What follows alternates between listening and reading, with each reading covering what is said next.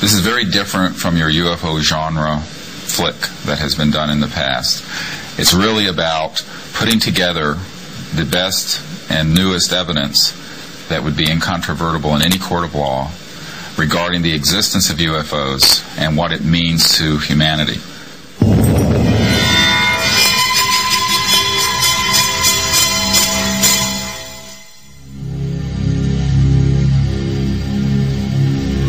Firmly convinced that the objects we saw were under some type of intelligent control.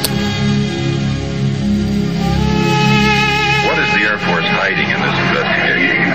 We have not been hiding anything. Reportedly, a spaceship landed and was all hushed up.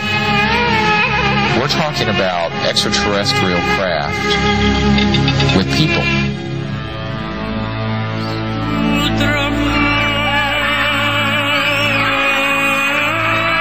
In the early 1960s, Senator and presidential candidate Barry Goldwater called his friend General Curtis LeMay to ask about recovered UFO hardware kept at Wright-Patterson Air Force Base. I called Curtis LeMay and I said, General, I know we have a room at Wright-Patterson where you put all this secret stuff. Can I go in there? I've never heard him get mad, but he got madder than hell at me. Cussed me out, said, don't ever ask me that question again. Gemini astronaut Gordon Cooper, the last American to go up in space alone, saw a saucer land while testing an F-86 fighter jet at Edwards Air Force Base in the early 1950s. I was having some cameramen film the installation of a precision landing facility we were putting in right on the edge of a dry lake. And the saucer flew right over him and put down 3 little gear and landed out on the dry lake bed. There was a huge sphere. I think it appeared when we were over Newfoundland. The sea was in the background. It was shining, sparkling, of absolutely even shape. It shone like the balls that hang on trees at Christmas, greenish in color and all shimmering.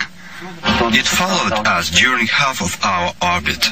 We observed it on the light side, and when we entered the shadow side, it disappeared completely. They sent some of us to Alamogordo, to White Sands, to view the blips on the screens. The blips were just dancing from one end of the screen to the other, and then all of a sudden there was kind of a flash, and it just disappeared.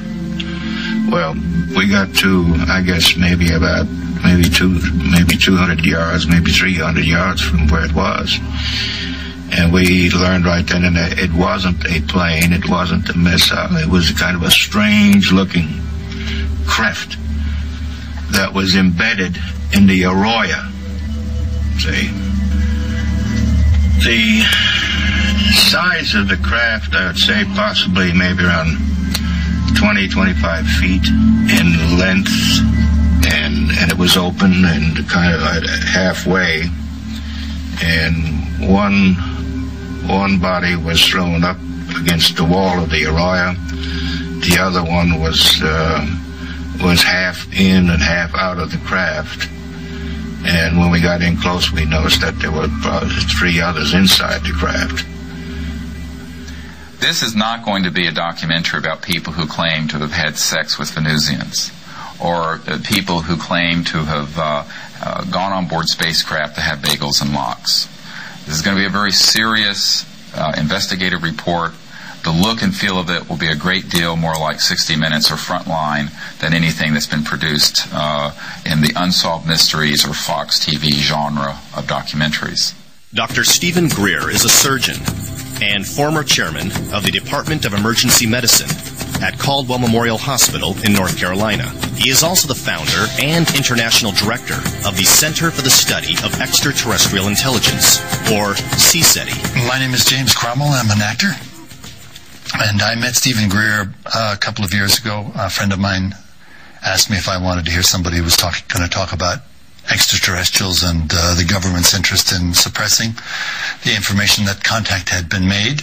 It had always interested me, and I went along and I found Stephen to be very compelling. I have personally briefed a sitting director of Central Intelligence. I have briefed members of the Congress and Senate, including the Senate Intelligence Committee, the chairman of the House Government Reform and Oversight Committee. I have briefed the UN leadership on this issue and many other world leaders. I think what distinguishes Dr. Greer's selection of witnesses is that these are not people who are off the street. These are not people who've had abduction experiences that have been, where they might have been compromised in some way. These are people who are either government officials, they are in the military, they are in industry, their credentials are impeccable. For example, in 1997, we had briefings that we conducted for Congress. There were 30 congressional offices that came. There were chairmen of committees at this briefing. It was held at the Westin Hotel in Georgetown. Were brought out were several pieces of metal. Here, one, the large one, was demonstrated that this piece could be folded, could be crushed, and it would immediately pop back in shape. Admiral Train gave the order to scramble several planes. Orders were given to close in on the object, make contact, force down if possible. 1 minute it would be off the coast of Maine. The next instant it would be off the coast of Virginia Beach. There were 3 lights in a perfect triangular formation, a perfectly solid formation. These lights proceeded to position themselves over the B-52s that were on strategic alert. And I said, what are you going to do with this piece of information? And he said, well, we have to airbrush this stuff out before we give it to the public. I was amazed at how many people knew about this and were threatened that they talked about it, they would lose their retirement. The issue is providing to the public whatever records may still exist, if any, and there may not be any, but if any on the Roswell incident, so people can make their own determination. That is the mission that I discussed with the General Accounting Office. Lieutenant Colonel Philip J. Corso, head of the Army's Foreign Technology Desk at the Pentagon, and a member of President Eisenhower's National Security Council, remembers an unusual incident he witnessed at Fort Riley, Kansas, in July of 1947. Going back, and there was 5 crates there, like 5 or 6, I think it was 5. I lifted one up, and here's this body there and floating in fluid. First I thought it was a child, because it was small. Then I looked at this head and all. Right away. This was only happened a matter of seconds. Then I put the end back down. And the head was different. The arms were spindly. The body, it was gray. So right at that moment, I figured, I don't know what this thing is. So like in the intelligence business, I just better put it in the back of my head here and wait to maybe in the future I get corroboration so I can evaluate what it is. What is the Air Force hiding in this investigation? We have not been hiding anything. With all due respect to the Air Force, I believe that some of them will prove to be of interplanetary origin. Different explanations from the military about what crashed. The first explanation is it was a flying disc, meaning flying saucer in today's terminology. They changed that and said, we made a mistake. It wasn't a flying disc, it was a weather balloon. I still find it amazing that the United States top bomber wing, with the only wing that was eligible to carry nuclear weapons at that particular time, would not know a weather balloon from a flying saucer. We do have a military operation going on at Groom Lake, highly classified and highly important to U.S. security. Apollo 14 astronaut and the 6th man on the moon, Edgar Mitchell, recently met with members of Joint Chiefs of Staff at the Pentagon, who informed him that they had been kept out of the loop on the UFO issue.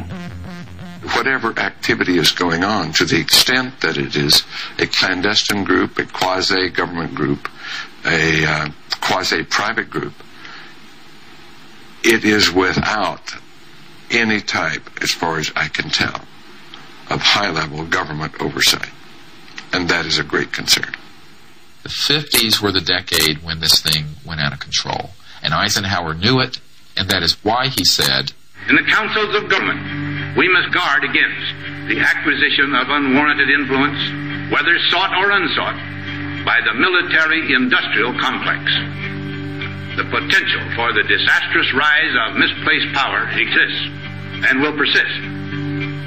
We must never let the weight of this combination endanger our liberties or democratic processes." This piece will expose, through bona fide first-hand top-secret witnesses, not only the history of this whole secret program, but also the entities through which the secrecy has been enforced, and in many ways have done the hard work on the extraterrestrial reverse engineering.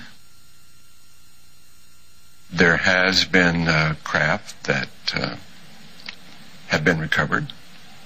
There has been a certain amount of reverse engineering that has allowed some of these craft or some components to be duplicated. These technologies, which we have acquired from extraterrestrial life forms and which have been reverse engineered and which are sitting in covert programs, as the head of Lockheed Skunk Works said, Ben Rich, we already have the means to travel among the stars. But these technologies are locked up in ultra-secret black projects, and it would take an act of God to get them out to the public. Those technologies will enable us to have a civilization that is high-tech and has almost zero impact negatively on the Earth. I think the electric power grid will absolutely wither away. I think automobiles, trucks, trains, planes, all forms of transportation will use this new powerful energy source, whatever its exact nature turns out to be. The writing is on the wall. The fossil fuel age is about to end. I think basically each and every president would probably like to get out of it, would like to come clean on the deal and not have to continue to tell distruths. Eventually, when there's going to be something happen that will make all of them have egg all over their face, and they're going to have to admit that they haven't been truthful at all. We have not been hiding anything.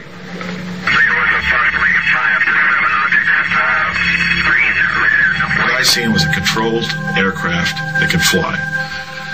Made no sound. Edward, you still have any of these U-boats in sight? Yes. That object is not weather. What was that?